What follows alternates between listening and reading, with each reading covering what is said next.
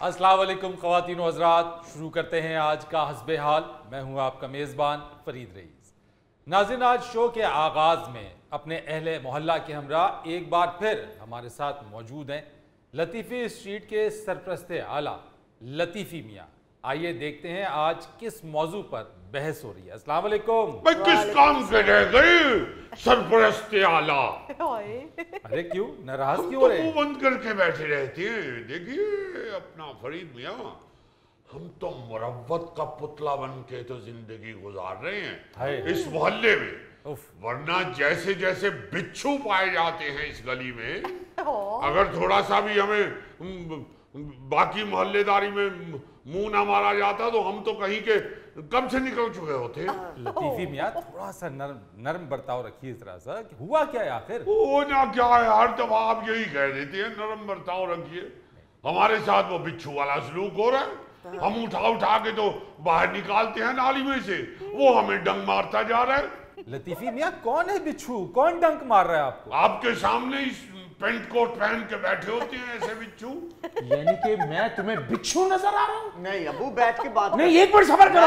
इन्हें मैं बिच्छू नजर आ रहा हूँ? अरे बैठ जा, उठते हो तो ज्यादा लगते हो। तमीज से मैं बात कर रहा हूँ। मैं हमेशा से तुमने आपको हमने कहा था, आते ही कहा था कि हमें यहाँ बिठाइए, उनके नजदीक मत बिठाइए। लतीफ़ी मियाँ, आप भी थोड़ा ज्यादती कर देते हैं, सख्त अल्फाज इस्तेमाल कर देते हैं।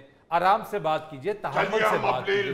वापस लेते। अच्छा, मोहल्ले में हमारी इज्जत है, कारोबार हमारा है ना, हमने अपने अल्फाज वापस ले लिए। उन्होंने अल्फाज वापस ले बैठे आप ये बीच में से बिच्छू हज़फ कर लीजिए। कर दिया जी, कर दिया हज़फ। निकालिए। अच्छा जी, निकालिए घूंघट। अब मोहल्लेदारी में हमें ये भी सुनना पड़ेगा। हमारी तो भाभी है, बाजी है, मैंने इसलिए कहा। बहुत शुक्रिया बाबर भाई, आप तो हैं ही माशाल्लाह गैरतमंद आदमी। हम तो उन लोगों की बात कर रहे हैं जिनको किसी का कोई ख्याल ही नहीं। फिर बात वहीं आ रही है। एक बात मैं आपको फरीद साहब बता दूं कि तीर कमान से और बात जुबान से निकल जाए तो वापस नहीं आती। अरे क्यों नहीं आती वापस? असेंबली में नहीं लफ्ज को हज़फ करवा दिया जाता? भाई लतीफ़ी मियाँ, ये कौमी असेंबली का इजलास नहीं चल रहा है, ये आज आपका मसले मसाइल जिस पर गुफ्तगू करनी है उस पर बात करें, थोड़ा नरम रवैया रखें। मगर इतने इतने बड़े पढ़े लिखे लोग वहां बैठे होते हैं, MNAs, MPAs, उनके अगर लफ्ज को हज़फ किया जा सकता है तो हमारे क्यों नहीं? चले, आपके अल्फाज आपने वापस ले लिए, उसको हज़फ भी कर दिया। चुगताई साहब, आप भी जरा तहम्मुल से काम लीजिए। बताइए मसला है क्या? वही हर दूसरे दिन नया मसला सर खड़ा कर लेता अब क्या हो गया? क्या बताएं आपको क्या हुआ? गली के अंदर आप देखिए, पूछिए, सब बैठे हुए, बाबर मियाँ बैठे हुए, भट्ट भाई बैठे हुए, भट्टी भाभी बैठी हुई, सबसे पूछिए। अभी कुछ दिन पहले वो गवर्नमेंट ने हमारी गली नई बनवाई है और मौसूफ जो अब बात क्या करें, उठ के लड़ने को दौड़ती हैं। मौसूफ ने गली तुड़वा के रातों रात अपना सीवरेज मरम्मत कराने के चक्कर में सारी गली का सत्यानाश कर दिया। अच्छा, नई बनी हुई गली की खुदाई करवा दी इन्होंने? जी, और कहते हैं जी कि हमारा सीवरेज खराब था। देखिए साहब, ये नहीं, देखिए ये तो आपने बहुत गलत काम किया है। गलत, मैंने 3-4 दफा वासा वालों को कहा है, लेकिन कोई सुनवाई है ही नहीं।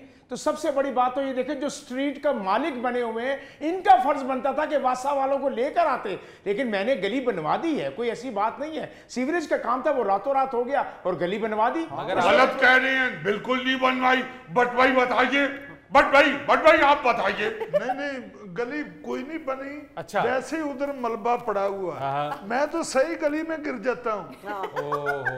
और आपको मालूम है, भट्ट भाई गिर जाए तो शाम तक उठ भी नहीं पाते। ये बात है। सारा उधर मोहल्ला इकट्ठा होके तो इनकी मदद करे तो फिर कहीं बेचारे दोबारा खड़े होते हैं। जी चाचू, आप माशाल्लाह काफी समझदार हैं।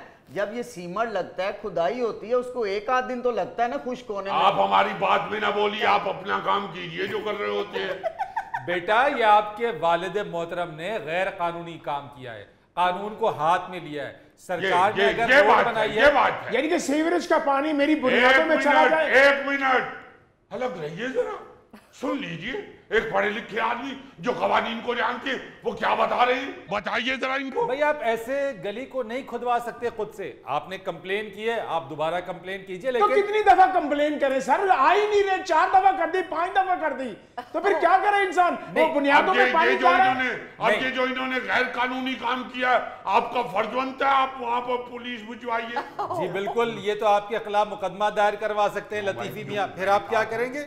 मैंने कहा था ना गैर कानूनी काम किया, पुलिस तक भोगज निकाल ली।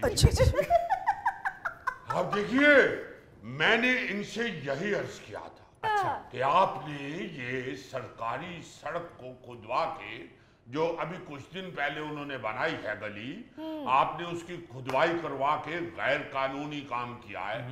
और आगे से इन्होंने हमें हल्का सा धक्का भी दिया, कहते हैं ले जा अपना कानून और चल अपने घर। लतीफी मियां, आप तो लतीफी स्ट्रीट के सरपरस्ते आला हैं, अगर स्ट्रीट के या मोहल्ले के कोई मसाइल हैं तो आपका भी फर्ज बनता है, आपकी भी जिम्मेदारी है कि आप उन मसाइल के हल में अपना किरदार अदा करें। खाक किरदार अदा करें, खाक रह गए हम सरपरस्ती आला, हमारे तो सर पे खाक डाल दी इन लोगों ने। और आप यकीन कीजिए बाकी सारे मोहल्लेदार यहीं बैठे हुए हैं, सरकर्दा जो लोग हैं, कभी बाबर भाई ने हमारे साथ बदतमीजी नहीं की। फरीद साहब आपने सुना नहीं वो बुरी बात है, उन्होंने कहा कि मुझे धक्का भी दिया, ये बुरी बात है। चुगताई साहब नहीं देखे, धक्का क्यों दिया, धक्का क्यों दिया?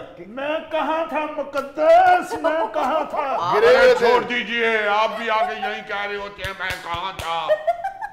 उधर आप घर में तहमत बांध के तो गले से लंगे ऊपर कब्बे इकट्ठे हुए होते हैं और अपने सेहन में लेटे होते हैं, बाहर शोर भी मच रहा हो तो बाहर नहीं निकलते। लतीफी चचा, ये जो हमने सीवरेज मरम्मत करवाया है ये आप लोगों की वजह से खराब हुआ है। छिलके उसमें फेंकते हैं, शॉपर उसमें फेंकते हैं, तो बंद नहीं होगा तो क्या होगा? अबे जा भाई, क्यों गलत कह रहा है? हमारा गटर इधर है, तुम्हारा गटर उधर है। कोई चीज आप लोगों ने डस्टबिन में डाली है, जो भी चीज डाली गटर में डाली है, और गटर तो जाके बंद होगा, सीवरेज तो खराब होगा। भाई ये देखिए, अगर भट्ट भाई का गटर बंद नहीं हो सकता, हालांकि सबसे ज्यादा छिलके इनकी घर से ही निकलते हैं। हम डस्टबिन रखी हुई है, अगर इनका गटर बंद नहीं हो सकता तो इनका कैसे हो गया? मैं असल बात आपको बताऊं जी, भट्ट भाई आप अगर इधर आ जाएं तो मैं उधर बैठ के बता। नहीं आप बेफिक्र होकर इधर ही बताएं। लतीफी मियां डरिए नहीं, बताइए। असल बात ये है कि जब से हुकूमत ने सख्ती की है ना, ये गैस चोरी की और बिजली चोरी की, ये जो चोरों पे हाथ डाल रहे हैं, मुझे तो यूं लगता है कि सीवरेज का बहाना है। इनके यहाँ भी जो गैस का पाइप है वो चोरी फिट हुआ था। जबान को लगाम दूं अपने, मैं तुम्हें बता दूं, मैं तुम्हें चोर नजर आ रहा हूं, समझ में मैं चोर नजर आ रहा हूं। ये देख लीजिए चुगताई साहब, मैं चोर हूं। चुगताई साहब क्यों आप इतना ज्यादा, वो कितना बड़ा इल्जाम लगा रहे हैं? चले आराम से, शो में बैठे आपको सब मैं गैस चोरी करूंगा? सारी दुनिया देख रही है, उनके पास सब लोग देख रहे हैं, आराम से। लतीफी मियां, ऊंचा ना बोले। अरे लतीफी मियां, आप भी बगैर तहकीक किए ऐसी बात कर देते हैं, फिर वो गुस्से में आते हैं तो आप यहाँ दौड़ कर आ जाते हैं। तहकीक जो है ना, वो ये इसलिए हम कह रहे हैं कि इन्होंने जब ये खुदवाई है और इसको कोई छेड़छाड़ किया, उस दिन से हमारे यहाँ गैस नहीं आ रही। वो एक अलहदा बात हो सकती है, लेकिन क्या आपने ये तहकीक की? आपके पास कोई सबूत है कि उन्होंने गैस चोरी की? जी नवीसा, मैं बताती हूँ, मैंने भट्ट साहब के लिए चाय रखी है, अभी चूल्हा जलाए तो गैस बंद। और वैसे ही गैस मोहल्ले में नहीं आ रही तो आपके घर में क्या अलहदा गैस आएगी? असल बात मैं बताता हूँ फरीद साहब आपको, इसने घर में गैस खिच्चू भी लगाया हुआ है। हाँ, और जब हमने लतीफी साहब से कहा कि गैस खिच्चू हम भी लगवा लेते हैं तो इन्होंने मना किया कि नहीं ऐसा नहीं काम करना। अब देखिए वो गैस खिंचू का उनका कह रही है, उनकी तरफ नहीं उठ के भागते। अच्छा आप तशरीफ रखिए, आप आए ना, इनको मना कीजिए। आप तशरीफ रखिए, मैं उनको समझाता हूँ। आप बैठिए। कहाँ भाग जाते हैं? आपने तो देसी घी खाए हुए। तशरीफ रखिए। देसी घी तो अल्लाह के फजल से खाए हुए हमने। तो बैठे ना। कोई बात, मगर हम चाहते हैं कि मोहल्लेदारी में खून खराबा ना ही हो तो अच्छी बात है। चलो हो जाए यार, खून खराबा देखने की क्या कर लोगे? तो ये देखिए खून खराबा भी कह रहे हैं। आप तशरीफ रखिए। चुगताई साहब इधर मुतवज्जे होइए जरा। आप इस शो में आए हैं, आप यहाँ पे बात करने आए सर हैं। क्या एक मिनट चुगताई साहब, मेरी बात, अब आप मेरी बात सुने तो सही उनकी। अब आप मेरी बात सुनेंगे। चीख पुकार से, शोर शराबे से, खून खराबे से मसला हल नहीं होता है। चले मेरी बात ये ठीक है। ये देखिए, ये मोहल्ले में भी इसी तरह की आइटमें करके दिखा रहे होते हैं। हमें तो इन्हीं के एक दोस्त ने ये भी बताया था कि ये पहले बहरूपिया भी रह चुके हैं। ये बहरूपिये की वजह से मैंने फैक्ट्री बना लिया। बहरूपिये की वजह से मैंने अबू नहीं बना लिया तुम लोगों ने। अब इस मोहल्ले में या तुम रहोगे या मैं रहूंगा। हम ही रहेंगे। गलत बात है, ये गलत बात है। लतीफी मियाँ, आप भी कोई ना कोई ऐसी बात कर देते हैं जिस पे चुगताई साहब भड़क उठते हैं। आप तशरीफ रखिए, मसले का हल ये निकालिए। फटवाई क्यों मोहल्ले में जब हम इधर आने लगते हैं तो कहते हैं कि तुम बोलना, मैं तुम्हारे साथ हूँ। तो वो अब आपको उठते हुए क्या होता है? ये मुकद्दस ने जलील करवाया। मैंने आपको कहा भी था कील वाला डंडा ले लो साथ। और बाजी आप तो घूंघट निकालिए, खून खराबा कराना यहाँ। बाबर भाई, कोई गड़बड़ ना हो जाए। मैंने ये क्या आप ये हम पे जोड़ के घूंघट निकालिए।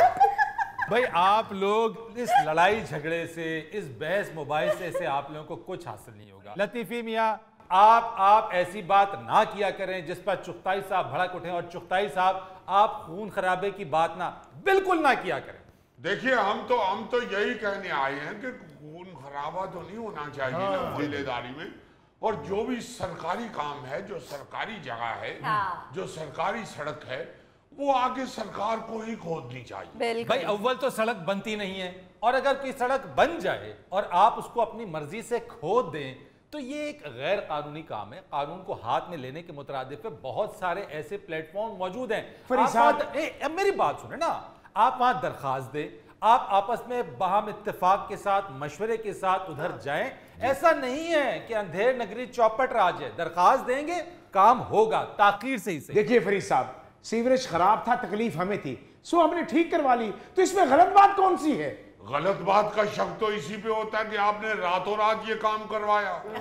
आप देखिए ना, इनको मालूम था कि हम गलत काम कर रहे हैं, ये सरकारी सड़क को हम नहीं छेड़ सकते, इसलिए इन्होंने रातों रात मिस्त्री लगाए, मजदूर लगवाए, और वो कर के सुबह हमने जब देखा मलबे का ढेर पड़ा हुआ, वहां से सड़क खराब हुई, तो हमने पूछा है, इतना ही बस पूछा है कि भाई ये आपने क्यों करवाया?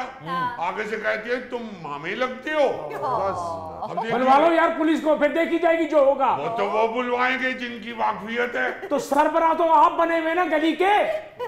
अगर आप चाहते हैं कि हम सरबराह रहें और हमारी इज्जत बहाल हो तो पुलिस को बुलवाइए। नाज़रीन, यहाँ वक्त हुआ है एक ब्रेक का। हमारे साथ हुई फरीद साहब, बिल्कुल इन्दियां गल्लां ते यकीन ना करना। अच्छा, ये सारी फ्रॉड गुफ्तगू करदा जे। ओ यू नो मास्टर, यही नहीं समझ आती, स्कूल का मास्टर है या टेलर मास्टर है।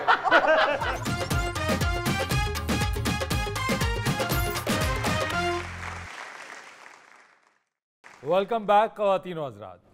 नाज़रीन, मौसम के बदलने के साथ पहनावे भी बदल रहे हैं। आज इसी पर गुफ्तगू के लिए हमारे दरमियान मौजूद हैं फैशन डिज़ाइनर जीवीएस और टेलर मास्टर। अस्सलाम वालेकुम। जी वालेकुम सलाम जी। वालेकुम सलाम। इतना धीमे लहजे में वालेकुम अस्सलाम, क्या हुआ? खैरियत है?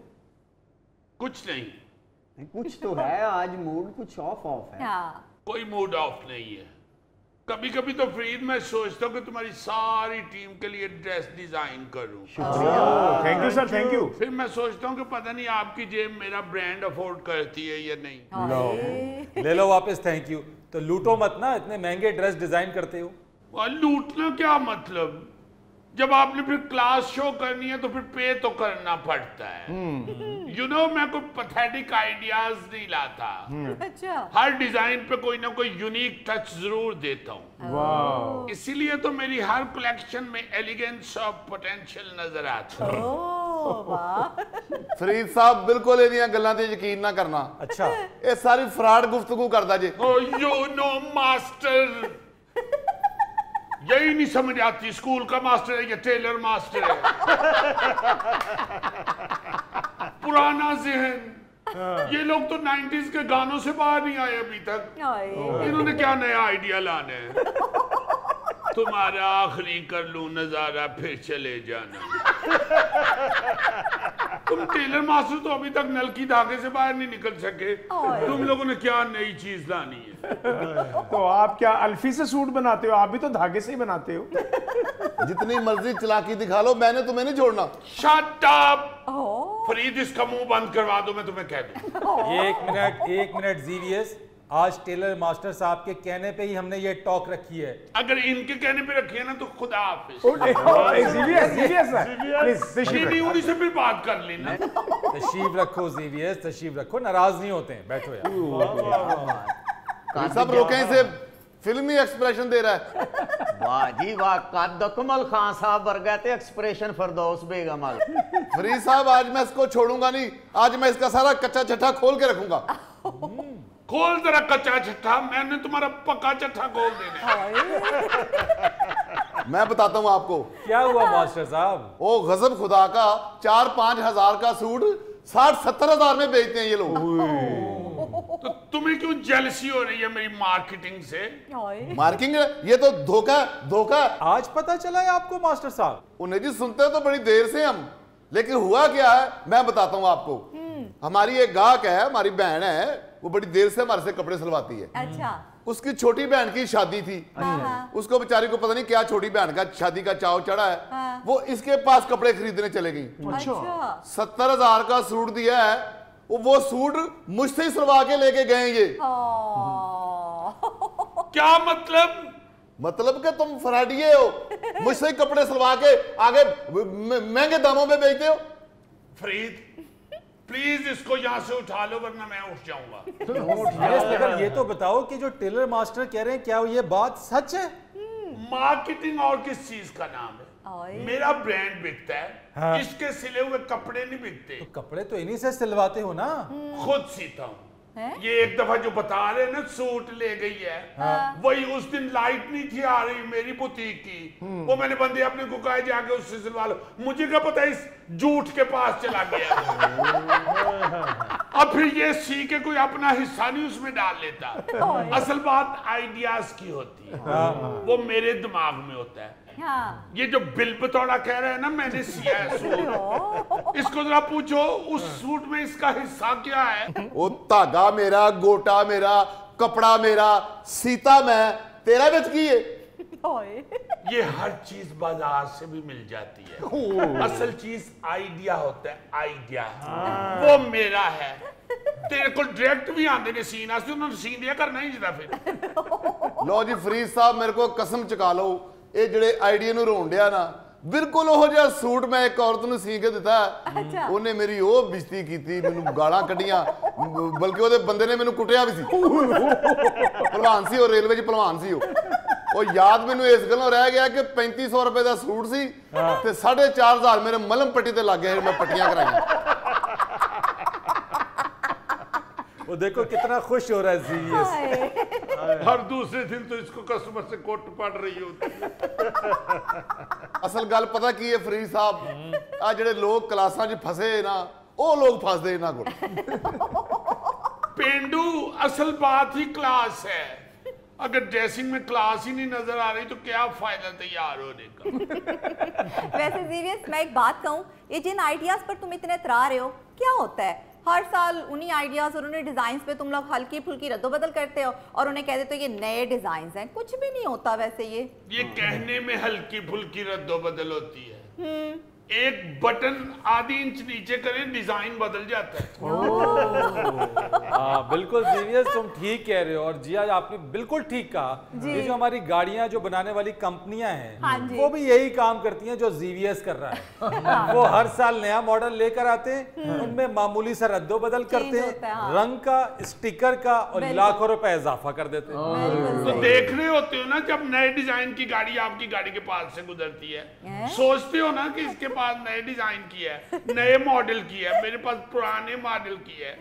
तो यही आइडिया होता है, और क्या। आइडिया नई चीज का नाम होता है। बटन को ऊपर से नीचे करना कोई आइडिया नहीं है जीवीएस। तुम्हें क्या पता बटन ऊपर नीचे करने से होता क्या है? बटन ही ऊंचा करो तो बत्ती बंद हो जाती है। इसी तरह हमारी डिजाइनिंग में भी जरा सा बटन नीचे हो तो लाइट ऑन हो जाती है। हर आंख फिर मुड़ मुड़ के देखती है। कीमत सुनने के बाद लोगों की लाइट ऑफ भी हो जाती है।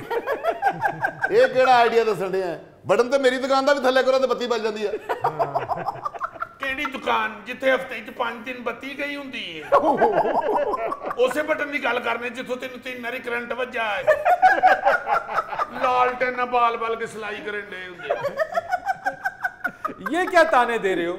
लाइट तो तुम्हारे बुटीक की भी जाती है, तुम जनरेटर चलाकर काम चला लेते हो, वो बेचारा लालटेन जलाकर काम करता है। फरीद इसी का नाम आइडिया है। ये लालटेन ही फंसे ने असी जनरेटर खरीद चुके हैं, बल्कि जनरेटर भी अब पुरानी चीज है, सोलर। फरीद साहब इहदी बतीक चेक करो, इन्हें सोलर नहीं लवाया होना, इन्हें कुंडा पाया जे। मेरे नाल शर्त ला लो, ये बिजली चोर है। चोर कह रहे हो, शर्म नहीं आती तुम्हें? मेरे 5-6 सूट ले तेरे को ना होंगे, मैं तेनू बड़ा कुटना है।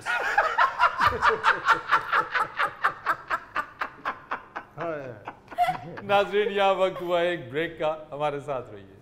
जिंदगी एक सफर है सुहाना, यहाँ कल क्या हो किसने जाना।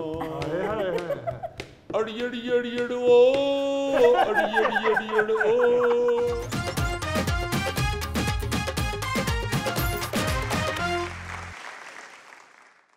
वेलकम बैक ख़वातीन और हज़रात।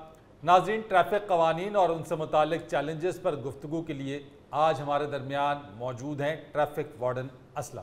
जिंदगी एक सफर है सुहाना, यहाँ कल क्या हो किसने जाना। अड़ियड़ी अड़ियड़ ओ, अड़ियड़ी अड़ियड़ ओ, अड़ियड़ी अड़ियड़ ओ।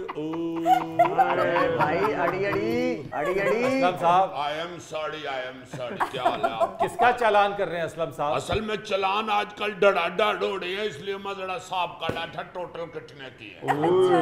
देखें फरीद साहब, जब हम चलान शुरू करते हैं ना तो मीडिया हमारे खिलाफ बोलना शुरू कर देता है कि अवाम के साथ, लोगों के साथ ज्यादती कर रही है ट्रैफिक पुलिस जी।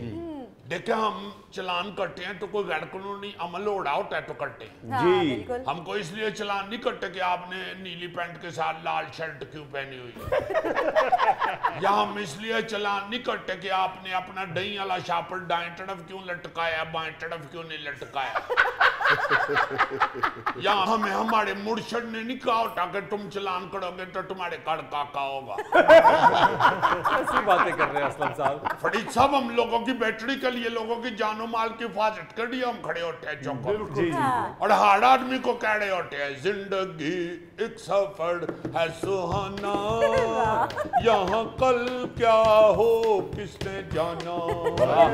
तो इस सुहाने सफर को आप सुहाना ही रखें। अब जब ओवर स्पीड करेंगे आप हेलमेट नहीं पहनेंगे, आप वन व्हील करते फिरेंगे, आप इशारे काटेंगे, रेड लाइट के ऊपर आप क्रॉस कर देंगे, तो फिर सफर तो सुहाना नहीं रहेगा। ट्रैफिक कवानीन की खिलाफ वर्जी करके तो सफर सुहाना नहीं बनाया जा सकता। हेलमेट पहनना इंसान की जिंदगी के लिए खुद महफूज तरीन है। देखे ना, हमने पता है आपको 10 लाख चलान किए हैं, तो फजूल तो नहीं ना किए, हेलमेट ही नहीं पहनते, हेलमेट।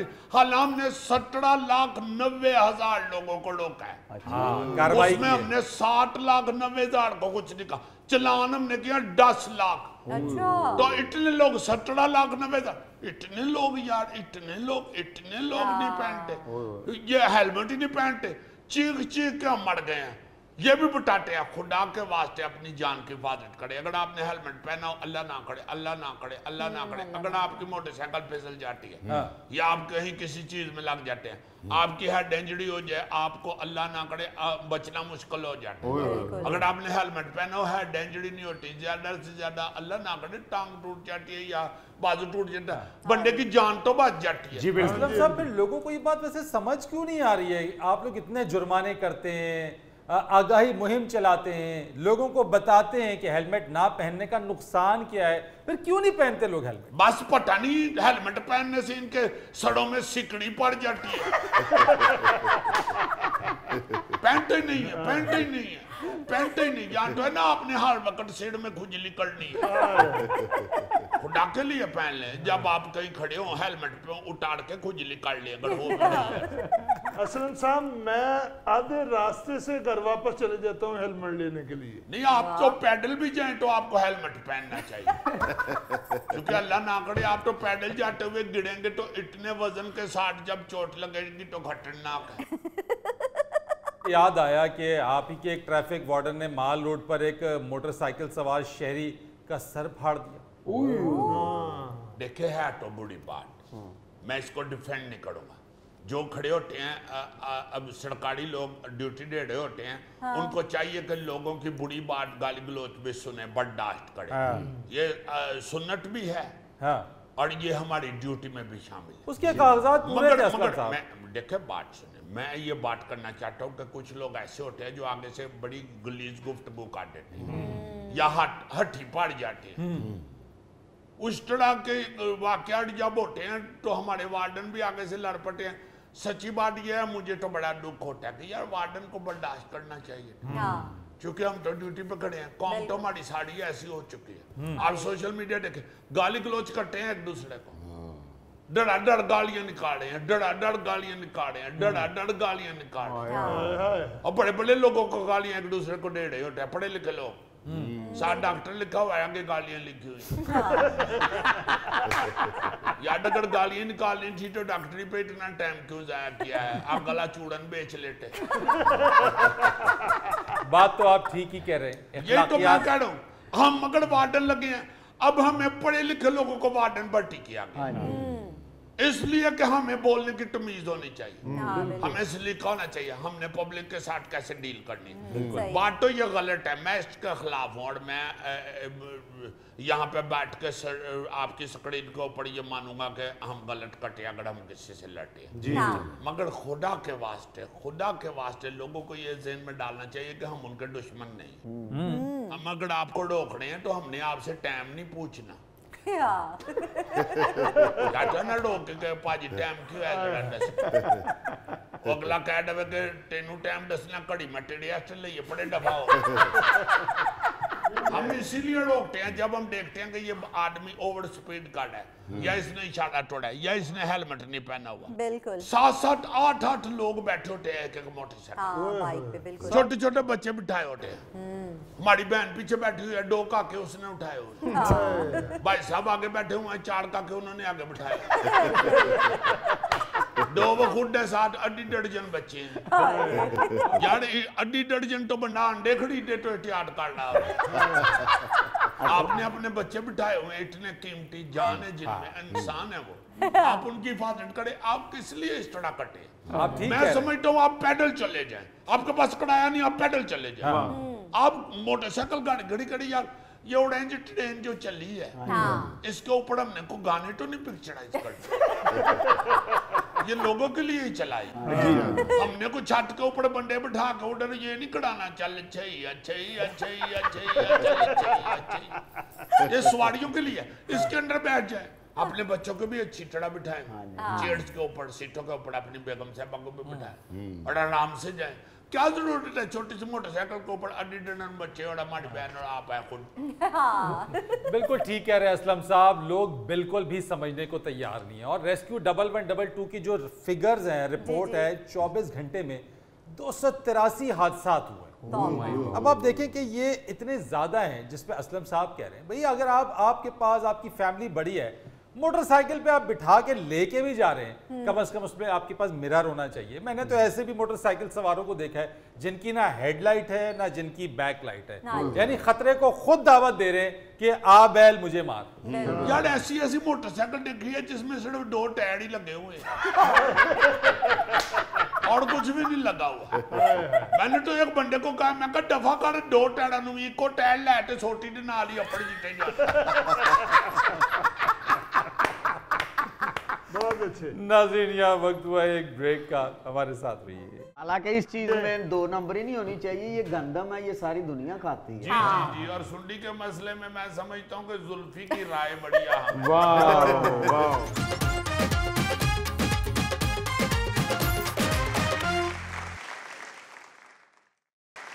अच्छा जी जिया साहिबा, इससे पहले कि हस्बे डाक की तरफ आए, मैं अपने व्यूअर्स से जरा कुछ अर्ज कर दूं। जी सर। अजीजी, कल 9 अक्टूबर है और पूरी दुनिया में डाक का आलमी दिन मनाया जाता है 9 अक्टूबर। अच्छा जनाब, और डाक तुम्हें पता है कि एक दूसरे से जुड़े रहने का एक बेहतरीन जरिया है। जी जी जी जी, और सबसे पुराना और आज तक राइज ये ऐसा जरिया है डाक जी कि आप आज भी इतने जदीद दौर में एक दूसरे से राब्ता करते हैं।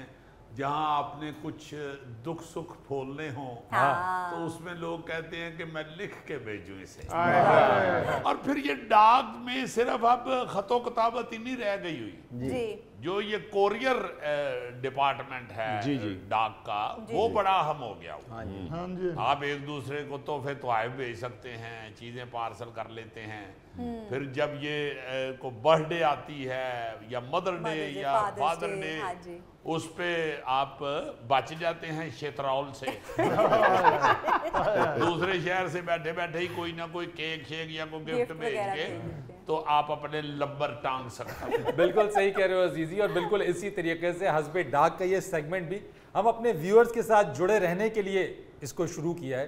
तो ये सेगमेंट उनके नाम है। तो जिया, क्या है आज हमारे पास हस्बे डाक? सर आज हस्बे डाक में सबसे पहले हमें मेल वसूल हुई है और पिंडी भटिया से हुई है। अख्तर मकबूल साहब ने लिखी है, कह रहे हैं अस्सलाम वालेकुम हस्बे हाल टीम। वालेकुम अस्सलाम। कह रहे हैं अजीजी साहब, हमारा पैगाम भी हुक्मरानों तक पहुंचा दें कि जाली ज़रई अद्वियात, खादें और बीज छोटे काश्तकार की मुश्किलात में इजाफा कर रहे हैं, लेकिन महकमा ज़राअत इनकी शिकायत और मसाइल को किसी गिनती में नहीं लाती।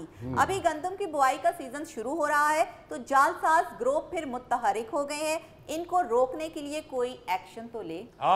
ये देखो ना, अब ये जो मिलावट है, जालसाजी जो है, डेफिनेट महकमा ज़राअत जो है या हमारे जो खेती बाड़ी का सिस्टम है, ये भी बड़ा अहम है। हाँ जी। तो उसमें भी जालसाजी, जो अद्वियात हैं, अब तो सुंडियों को पता चल गया हुआ है।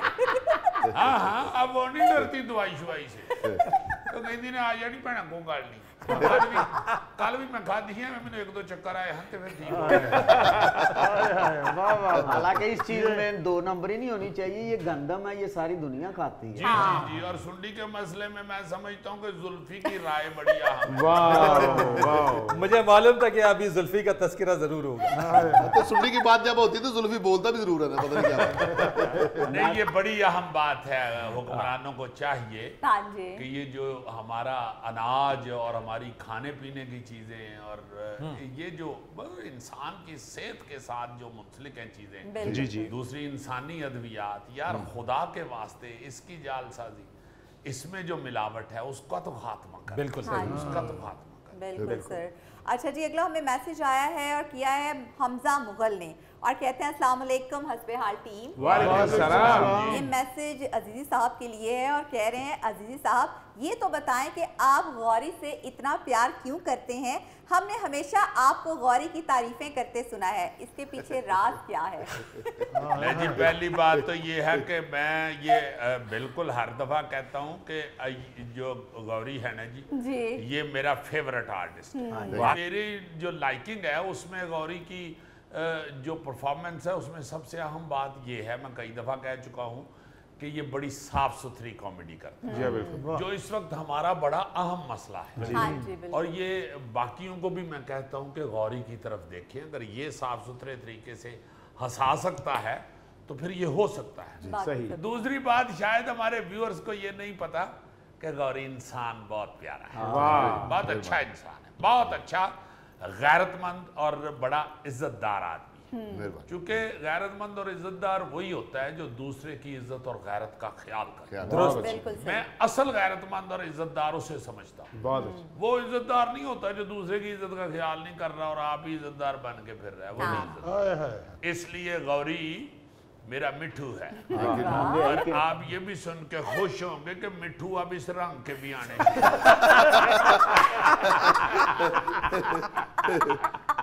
अच्छा जी, अगला हमें मैसेज किया है घोटकी से रुखसाना शाहनवाज ने और कह रही है अस्सलाम वालेकुम हस्बे हाल टीम। वालेकुम सलाम। कहती हैं फरीद साहब, उस साइंसदान को हस्बे हाल में बुलाएं जिसने कुत्ते के कांटे की वैक्सीन बनाई थी और उससे पूछें कि हमारी हुकूमत वैक्सीन तैयार क्यों नहीं कर पा रही जो उसने 1885 में बना दी थी। आए दिन कुत्तों के काटने के वाकयात पेश आते रहते हैं। हाय हाय हाय, मैंने तो समझा कि रुखसाना बहन ये कहने लगी हैं कि जो कुत्ते काटते हैं उनको भी किसी दिन प्रोग्राम में बुलाएं। क्या बात उनसे पूछें कि साढ़े कोल जो दवाई नहीं तो तुसी क्यों सानू वड्ड दे ਹੁਣ ਤੇ ਬੰਦਾ कुत्ते ਤੇ ही तरला कर सकता है। अल्लाह के वास्ते मत काटो। हाँ जी, क्योंकि हुकूमत ने तो ये दवाई पूरी करनी नहीं और ये वाकई बड़ी बुरी सूरत हाल है। बहुत से शहर तो छोटे शहरों में कुत्ते भी ज्यादा हैं, हमारा कुत्ते ज्यादा हैं छोटे शहरों में, गाँव में, पिंडों में जी। तो उधर ही वैक्सीन नहीं है। आप देखें ना जरा, बड़े शहर में तो चलो फिर को एक दो अस्पताल छड़ के किधरे ना किधरे पड़ी होती है, तो छोटे शहरों में और गाँव कस्बों में ना दवाई है तो ना कुत्ते हटन डे। इसलिए मेरा ख्याल है कि दवाई तो हुकूमत ने पूरी नहीं करनी, किसी दिन प्रोग्राम च कोई यहो जिहा कुत्ता ही बुला लो। वो बनाने की बात कर रही है अजीजी, वो जो बनी बनाई हमारे पास अद्वियात है, हम उनमें जालसाजी करके लोगों की सेहत के साथ खेल रहे हैं। अल्लाह पाक रहमत करे। अजीजी इस बात से मैं हैरान हूँ, ये जिया बता रही है कि 1885 में ये वैक्सीन बन गई थी कुत्ते काटने वाली। हाँ जी, कुत्ते बड़े पुराने थे। अच्छा जी। नाज़रीन, ये था आज का हस्बे हाल। जाने से पहले एक खूबसूरत बात, तजुर्बा मुफ्त नहीं मिलता, इसके लिए वक्त और उम्र गंवानी पड़ती है। अपने मेजबान फरीद रईस को इजाजत दीजिए, आइंदा हफ्ते आपसे फिर मुलाकात करेंगे इंशाअल्लाह। तब तक के लिए अल्लाह हाफ़िज़।